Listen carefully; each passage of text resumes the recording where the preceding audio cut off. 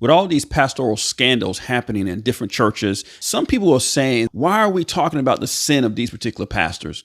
Isn't sin sin? Isn't all sin the same? From God's perspective, yes, all sin is the same.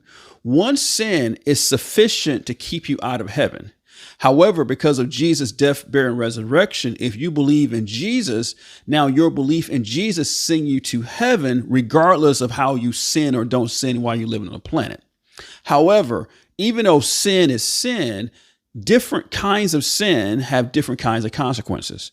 If you go back into the Old Covenant, when David sinned by committing adultery and having her husband killed, God forgave him, but that sin had a lasting consequence. That war never left his house. That was a consequence of sin. And so if you're a pastor and you're committing sexual sin, that consequence can destroy your ministry, the people that follows you, and you may never recover and be back in ministry because of the sin you have. You'll still be forgiven. You can still go to heaven, but sin has consequences. And if you are a husband and you commit adultery, your sin will get you divorced. It may not get you kicked off your job because it has a different consequence. Whereas if a pastor sin, he gets kicked off his job. So even a person sin in the exact same way, depending on your position in the body of Christ, you'll have different levels of consequences, even though sin is sin.